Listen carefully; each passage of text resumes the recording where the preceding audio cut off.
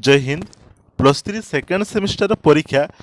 बर्तमान किसी यूनिवर्सिटी चली आउ जितक भी सब यूनिवर्सिटी रहीगले आउ किछि दिन पर से परीक्षा आरंभ हो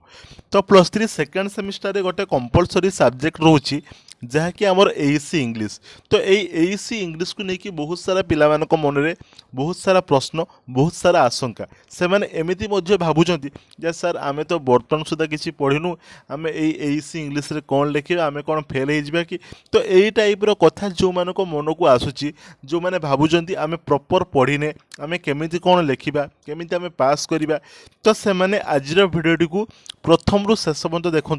भिडियोटी देखी सारापर मु ग्यारंटी दूची से मनरे से कॉन्फिडेंस आसीजिवो जे नाई सेमाने मध्य एईसी इंग्लिश परीक्षा एथर बहुत भल स्कोर करें बास मुझे जो भाई भाव से कहबी से किसी दिन सेमती करार अच्छी आ जो मैंने कहे आम मूलर किसी पढ़ानी आम मूलर किसी लिखानी आम मूलर किसी देखानी आम ऑटोमेटिक पास हो भाई तुम सेमती हेल्ले स्वप्न देख जाओ तुम शुई पड़ है पखाड़ बेले खाई शुई पड़ शुई पड़े स्वप्न आसो से स्वप्न तुम देखो तुम मैंने परीक्षा पास हो कि रियालीटी सेमती केबे हुए ना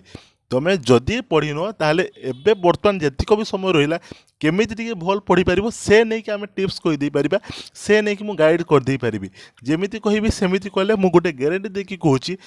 अति निम्न श्रेणीर पिला जी थे जी मूलर किसी पढ़ी नी सी आराम से पास कर ठीक अच्छे तो सबुठ प्रथम कथा समस्ते मन रखिथे एईसी इंग्लिश हो जेकोसी परीक्षा हो बर्तमान एनईपी रे समस्त गोटे ही टार्गेट रहा दरकार सी हूँ लंग क्वेश्चन ठीक अच्छे समस्ते मन रखु लंग क्वेश्चन को समस्ते टार्गेट करेंगे लंग क्वेश्चन केते आसछि ना 5 मार्किया गोटे प्रश्न आइबो 8 माने 8टी प्रश्न आइबो 40 मार्क रो तापरे 8 मार्किया गोटे प्रश्न आइबो 4टी आइबो सी आइबो तार केते हमर 32 मार्क रो आसिला तो ये चिंता कर 72 मार्क रो केवल लंग क्वेश्चन आम हाथ रोचे तो ये लंग क्वेश्चन ले जदि आम किछि गड़बड़ करदेबा आम न लिखिबा ताहले आमर बहुत स्कोर कमिजिवो एमती मध्य स्कोर कमिजिवो आमर बैक मध्य लागि जाई पारे तो से रिस्क केही नेबे नाही समस्ते टार्गेट करिवे लंग क्वेश्चन को विथ जस्टिफाई देवाई प्रॉपरली से लंग क्वेश्चन को ही फोकस करार अच्छी बुझिपार लंग क्वेश्चन को फोकस कले ऑटोमेटिक तांकर 2 मार्किया प्रश्न हो आउ किछि किछि सब देखी सारापर 1 मार्किया कवर अप आमर हो तेणु लंग क्वेश्चन को कई हाथ छड़ा करने कथा नुहे देखा तो से समस्त कौन करने पड़ो ना कि पढ़ाई पड़ो ओके तो बर्तमान जो मैंने मूलर किसी पढ़ी ना से प्रथम कम ये जो सब सिलेबस स्क्रीनशॉट से नियंतु यही सिलेबस अनुजाई से माने किछि टॉपिक को से माने पढ़ंतु आ किछि टॉपिक को से माने मन रखा चेष्टा करंतु मु कहूनी जे सब किछि की समस्ते मन रख दी पारिबे यूनिट 1 कथा मु जदि कहबी केवल एई एतक कथा ही मन रखिबे व्हाट इज कम्युनिकेशन ठीक अछि व्हाट इज कम्युनिकेशन एई कथा रो टिके भलो भाव टिके पढ़ी देबे ओके व्हाट इज कम्युनिकेशन को पढ़िबे तापर पढ़िबे कोन टाइप्स ऑफ कम्युनिकेशन हमर जो केते प्रकार जो कम्युनिकेशन होजु कोन सब विभिन्न प्रकार कम्युनिकेशन होजु केमति हॉरिजॉन्टल वर्टिकल इंटरपर्सनल तो कहिबार उद्देश्य एठी जो सब टॉपिक ऊपर देइछि हमको लिखा है से टॉपिक रु किछि किछि हमको पढ़िया पई पड़िबो बाकी रहला बर्तमान आमे पढ़िबा ताले कोठी से माने यूट्यूब रे विभिन्न सारा क्लासेस करि परिबे जो माने चाहती आम पेड टेलीग्राम ग्रुप रे ऐड होया पई से माने 50 रुपीस हमको पेमेंट करिकि आम पेड टेलीग्राम ग्रुप रे ऐड होई परिबे जो थे कि से माने एही सब जो रही यूनिट वाइज रो से माने नोट पाई जिवे ठीक अछि नोट पाइले कोन होबो ना पिला माने प्रथमे नोट को हमको बुझिबार अछि पढ़िबार अछि जस्ट हल्का हल्का आमे नोट को जदी पढ़ी दोचे देखो जिते सब ये तुम टॉपिक अच्छी से सब टॉपिक को कवर अप करिकी आमे नोट को प्रस्तुत करछु तो से नोट को जो मैंने पढ़ीदेवे निश्चित रूपे तांकर अधिकांश क्लियर हो तापर आम ग्रुप रे आमे कौन प्रश्न उत्तर मध्य देइछु तो ताको देखि पारिबे ठीक अछि तो एटा रहिला तार कथा जो मैंने इंटरेस्टेड थिबे से माने मु कहूनी जे समस्त आसके आम ग्रुप रे ऐड होतु आमे गोटे स्टूडेंट एफोर्ड करि परिबा भली आमे प्राइस रखीचु एईसी इंग्लिश सब्जेक्ट रो कंप्लीट स्टडी मटेरियल पाई जो थ्री कि ऑल यूनिट रो पीडीएफ मिलिबो नोट रो पीडीएफ तापर से हमर एनईपी सिलेबस अनुसार सब क्वेश्चन आंसर रहिबो selection question extra practice question 500 plus MCQs मिल जिवो आ सब तांको मिलिबो कोथरे ना टेलीग्राम रे से को मिलिबो तो ता पई आमे प्राइस रखछु 50 रुपीज ओके तो जो माने 50 रुपीज पेमेंट करि परिबा भलिया माने सिचुएशन लो अछंती बा जो माने को लागुची जे नाही आमे कौन 50 रुपीज पेमेंट करि पारिबु तो से माने हम व्हाट्सएप नंबर 986138 2356 ठीक अच्छे ये नंबरटा गोटे देखा दूसरी यही नंबर में आमको मेसेज करूँ जदि किसी प्रश्न थी प्रश्न पचारे ना से डायरेक्ट पेमेंट करके नहीं पारे। बाकी रहा जो मैंने कहे जे सर आम पाखे पैसा ना आम पाखे पैसा ना आम 50 रुपीज भी पेमेंट करूँ ना ताले से कौन करूँ ना यूट्यूब आमर भी रोचु क्लास विभिन्न सार अलग अलग सब विभिन्न सब सार मान क्लासेस रोचु तो से एटेंड करके जहाँ जतिक से पढ़ी पारे बर्तमान से सब पढ़ु ठीक अच्छे। मन करूँ देख ये आसला टाइप्स ऑफ कम्युनिकेशन आइला हॉरिजॉन्टल कम्युनिकेशन वर्टिकल तो आम प्रश्न यही भितर पड़ो आम जो लॉन्ग क्वेश्चन को लिखा आम यही भितर लिखा देख ये लॉन्ग क्वेश्चन कथा जो आसला मुझे तुमको देख समस्ते एमती टिप टिके खाली मन रखु ओके आमर लॉन्ग क्वेश्चन मुझे कौन कहली 8 मार्किया लॉन्ग क्वेश्चन आसो तो जो क्वेश्चन टा आसो आम छाड़ा नहीं प्रथम कथा छाड़ा नहीं मन कर गोटे communication horizontal communication vertical non verbal communication गोटे नॉन वर्बल इफेक्टिव कम्युनिकेशन कौन आमको पचार आम तो नॉन वर्बल कौन जानू तो तेणु मुझे कहली कौन आम यूनिट 1 में मन रखा व्हाट इज कम्युनिकेशन तो ये कम्युनिकेशन को लेकिन आमको किसी लिखापी पड़ो आउ जो सब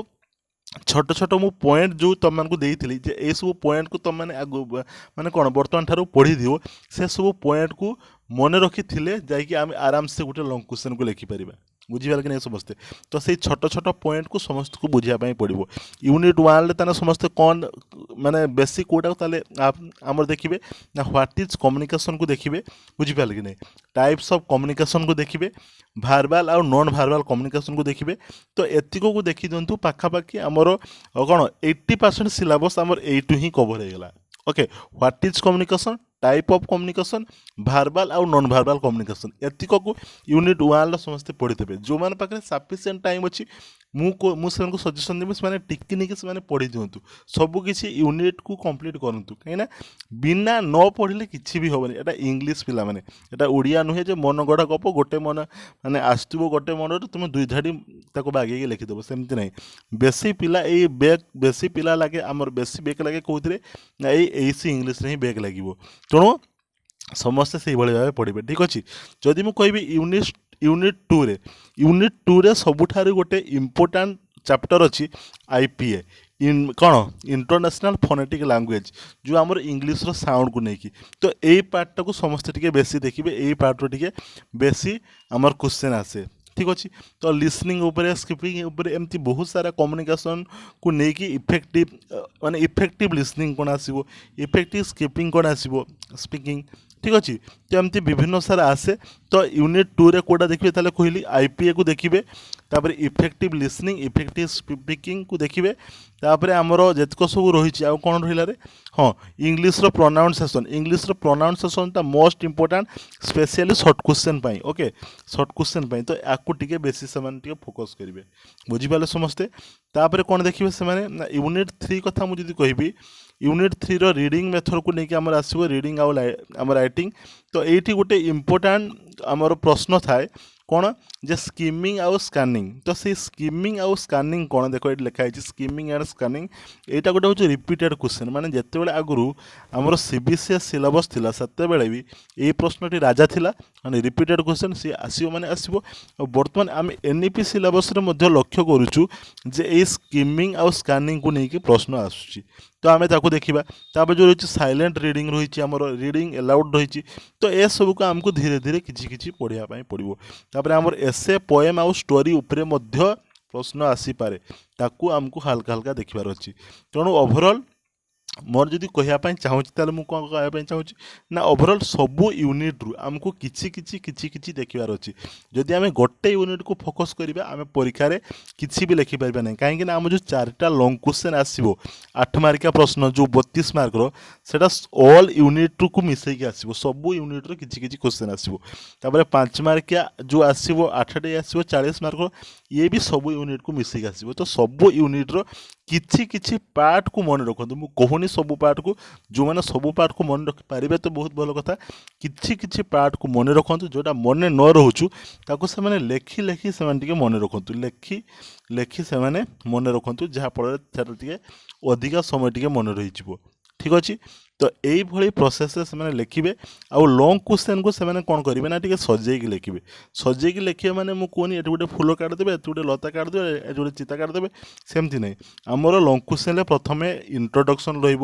ଇଣ୍ଟ୍ରୋଡକ୍ସନ୍ ପରେ ଯେତେ ସବୁ ସେମାନେ ସର୍ଟ ପାରାଗ୍ରାଫ କରିବେ। ଆଉ ଯେତେବେଳେ ଆମେ ଲଙ୍ଗ କ୍ୱେଶ୍ଚନ ଲେଖିବା ଆମର ସବୁବେଳେ ଟାର୍ଗେଟ୍ ରହିବ ଆମେ କେମିତି ଅଧିକ ଟିକେ ପେଜେସ୍ ଲେଖିବା, ଅଧିକ ଟିକେ ପେଜେସ୍ ଲେଖିବା। ଆଉ ଫାଷ୍ଟରୁ ଲାଷ୍ଟକୁ ଟିକେ ଭଲକି ଲେଖିବା। ମଝିରେ ଯାହା ଲେଖିଲେ ବି କିଛି ଅସୁବିଧା ନାହିଁ। ଯାହା ଲେଖିଲେ ଅର୍ଥ ନିଅ ପୁଣି ଗୁଆ ଘିଅ ଗୀତ ଲେଖିଦେବ, ତାହା ବି ମୁଁ ତୁମକୁ କହୁନି। ମାନେ ସେଇ ଟପିକ୍ରେ ଅଛି, ସେଇ ଟପିକ୍ରେ ଯଦି ଏକ୍ଜାକ୍ଟ ଆନ୍ସର୍ ନ ଆସୁଛୁ, ମନେକର ତୁମକୁ ଗୋଟେ ଦେଖ ଗୋଟେ ଦେଇଛି ଇଫେକ୍ଟିଭ ଲିସନିଂ କ'ଣ। ଓକେ, ଇଫେକ୍ଟିଭ ଲିସନିଂ ଆମର କମ୍ୟୁନିକେସନରେ ଇଫେକ୍ଟିଭ ଲିସନିଂର ଭୂମିକା କ'ଣ, ଠିକ୍ ଅଛି।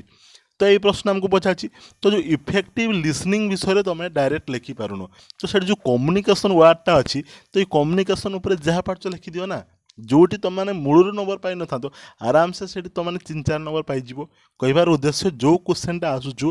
ସେଇ ଏକୁରେଟ୍ କ୍ୱେଶ୍ଚନ ଏକ୍ଜାକ୍ଟ କ୍ୱେଶ୍ଚନ ନ ଆସିଲେ ମଧ୍ୟ ସେଇ ରିଲେଟେଡ଼ର ଯାହା ଆସୁଛୁ ଲେଖିଦିଅ। ଆଉ ସେତେବେଳେ ଆଉ ଏଇ ଯେଉଁ କହୁନି ନା ମୁଁ ଯାହା ଆସୁଛୁ, ଯାହାଟା କେତେବେଳେ ଆସିବ ଯେତେବେଳେ ତୁମେମାନେ ଏଇ ଅଲ୍ ୟୁନିଟ୍ର ନୋଟ୍କୁ କମ୍ପ୍ଲିଟ୍ କରିଥିବ, ଅଲ୍ ୟୁନିଟ୍ର ଯେଉଁ ରହିଛି ସିଲାବସ୍କୁ କମ୍ପ୍ଲିଟ୍ କରିଥିବ, ବୁଝିପାରିଲ କି ନାହିଁ। ତେଣୁ କହିବାର ଉଦ୍ଦେଶ୍ୟକୁ ସମସ୍ତେ ବୁଝିପାରିଲେ ଯେ ବର୍ତ୍ତମାନ ଠାରୁ ତାହେଲେ ପ୍ରଥମ କାମ ହେବ ସମସ୍ତେ ୟୁନିଟ୍ ୱାଇଜ୍ ଗୋଟେ ପଏଣ୍ଟକୁ ସମସ୍ତେ ମନେ ରଖନ୍ତୁ। ମାନେ ବିଭିନ୍ନ ସାରା ପଏଣ୍ଟକୁ ଯେମିତି ସବୁ ମୁଁ କହିଲି ୟୁନିଟ୍ 1ରେ ମନେ ରଖିବେ what is communication, type of communication, verbal communication, non verbal communication. Unit 2ରେ ସେମାନେ ମନେ ରଖିବେ କେମିତି କ'ଣ ରିଡ଼ିଂ ହେବ, ଇଫେକ୍ଟିଭ୍ ରିଡ଼ିଂ। ଓକେ, ତ ସେସବୁ ମନେ ରଖିବେ, IPAକୁ ମନେ ରଖିବେ। ଆଉ ତାପରେ ୟୁନିଟ୍ 4ଟା ଆମର ସ୍ପେଶାଲି ଗ୍ରାମାର ଉପରେ ଅଛି, ଠିକ୍ ଅଛି। ତ ସେଇ ଗ୍ରାମାର ଉପରକୁ ସମସ୍ତେ ମଧ୍ୟ ଧ୍ୟାନ ଦେବା ଦରକାର। ତ ଏମିତିକି ସବୁ ୟୁନିଟ୍ରୁ କିଛି କିଛି କଭର୍ ହେଲା ମାନେ ଆମେ ସେତେବେଳେ ଆରାମସେ ସର୍ଟ କ୍ୱେଶ୍ଚନ ଆମେ 8 ମାର୍କିଆ ବି ଲେଖିପାରିବା, 5 ମାର୍କିଆ ବି ଲେଖିପାରିବା, 2 ମାର୍କିଆ ବି ଲେଖିପାରିବା, 1 ମାର୍କିଆ ବି ଲେଖିପାରିବା। ଓକେ, ତ ଆଉ ଯେତେ ବି ସମୟ ଅଛି କେହି ହାତରେ ସମୟକୁ ୱେଷ୍ଟ କରନ୍ତୁ ନାହିଁ। ଯେଉଁଭଳି ଭାବେ କହିଲେ ସେଇଭଳି ଭାବେ ପଢ଼ିଲେ ନିଶ୍ଚିତ କିଛି ନ ଜାଣିଥିବା ପିଲା ମଧ୍ୟ ଆରାମସେ ଗୋଟେ ଗଧ ଶ୍ରେଣୀର ପିଲା ହେଇଥିଲେ ମଧ୍ୟ ସେ ପାର ହେଇଯିବେ। ଆଉ ଯେଉଁମାନେ କହିବେ ଯେ ଆମେ କିଛି ପଢ଼ିବୁନି ଆମକୁ ସେମିତି ପାସ୍ କରିଦେ, ଦେଖ ଗୋଟେ କଥା କହୁଛୁ, ତୁମମାନେ ବର୍ତ୍ତମାନ ଗ୍ରାଜୁଏସନ୍ ମାନେ UG ଲେବୁଲ୍ ମାନେ କ'ଣ ଗ୍ରାଜୁଏସନ୍ ଲେବୁଲ୍ର ପିଲା। ତ ଗ୍ରାଜୁଏସନ୍ ଲେବୁଲ୍ର ପିଲା ନିହାତି ତ ସ୍ପେଲିଂ କରିପାରୁଥିବେ, ରିଡ଼ିଂ କରିପାରୁଥିବେ। ତ ରିଡ଼ିଂ କଲା ମାନେ ତୁମମାନଙ୍କୁ ଯଦି ନ ପଢ଼ିପାରିବ, ତୁମମାନେ ଯଦି ଏଠି କହିବ କ'ଣ ଲେଖା ହେଇଛି TEACH ଏଇଟା କ'ଣ ଲେଖା ହେଇଛି ମୁଁ ଆସୁନି ପଢ଼ିପାରୁନୁ, ତାହେଲେ ସେମିତି ହେଲେ ତୁମକୁ ବ୍ରହ୍ମା ଯିଏ କ'ଣ ତାଙ୍କ ବହି ଖାତା ନେଇକି ଆସିଲେ ବି ସରସ୍ୱତୀ ଗଣେଶ ସେମାନେ ତାଙ୍କ ପାଠ ବିଦ୍ୟା ବୁଦ୍ଧି ଦେଇକି ଆସିଲେ ବି ପାସ୍ କରିପାରିବେ ନାହିଁ। ସେଇଟା କେବଳ ଗୋଟେ ହିଁ ସମ୍ଭବ ହୋଇପାରିବ, କେବଳ ସ୍ୱପ୍ନ। ଓକେ, ପଖାଳ ବେଲେ ଖାଇଦେଇକି ଯଦି ସ୍ୱପ୍ନ ଦେଖ ସେଥିରେ ସମ୍ଭବ ହୋଇଯାଇପାରିବ। ତ କହିବାର ଉଦ୍ଦେଶ୍ୟ କେହି ବର୍ତ୍ତମାନ ଠାରୁ ଆଉ ଅବହେଳା ନ କରିକି ସମସ୍ତେ ନିଜର ପଢ଼ାପ୍ରତି ଯତ୍ନ ନିଅନ୍ତୁ, ଯାହାଫଳରେ ଠିକ୍ ସମୟରେ ଆମେ ପରୀକ୍ଷାରେ ଲେଖିପାରିବା। ଆଉ ମନେ ରଖିବା ବ୍ୟାକ୍ ଲାଗିଲେ ବହୁତ ସାରା ଅସୁବିଧା, ଯେମିତି ବ୍ୟାକ୍ ଲାଗିଲା ପର୍ଯ୍ୟନ୍ତ ଯେମିତି କଥା ନ ଯାଏ, ଠିକ୍ ଅଛି।